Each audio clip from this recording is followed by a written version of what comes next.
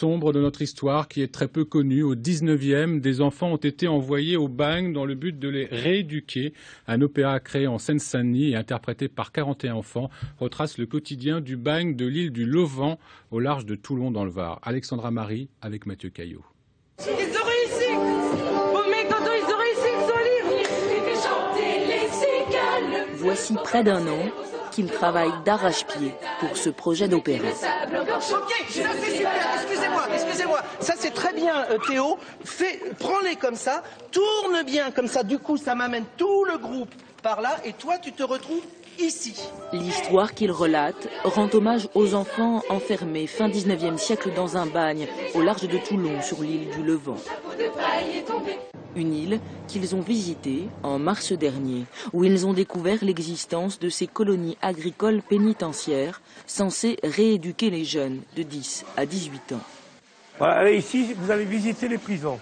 En voilà une cellule. Il y avait 7 cellules comme ça dans cette prison. 1057 enfants ont été détenus ici, soumis à de mauvais traitements. 99 d'entre eux y ont péri, le plus jeune avait 10 ans. Marqués par cette réalité, de retour à Aulnay-sous-Bois, les jeunes ont investi leur rôle différemment. Ils incarnent ces enfants du Levant. Le thème est vachement lourd, donc plus c'est lourd, plus on est dans le personnage et plus on veut transmettre des émotions, plus on veut transmettre l'histoire. On les connaît, ces enfants, c'est nous, ces enfants.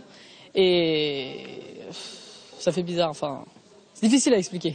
C'est émouvant, j'aime. C'est très émouvant.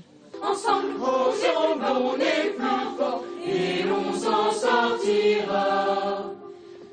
Ça donne pour moi un résultat, on est vraiment à l'Opéra de Paris. C'est pour moi exigence, haut niveau et en même temps, d'ailleurs vous voyez, ils partent sans moi. Il n'y a pas besoin de chef, de toute façon c'est leur autonomie, mais en même temps d'avoir cette exigence, mais le plaisir de faire. Aucun d'entre eux n'a été sélectionné pour son niveau vocal. Certains n'avaient même jamais chanté. Le 4 octobre prochain débuteront 5 représentations avec costumes, décors et orchestre. Ils deviendront alors chanteurs d'opéra.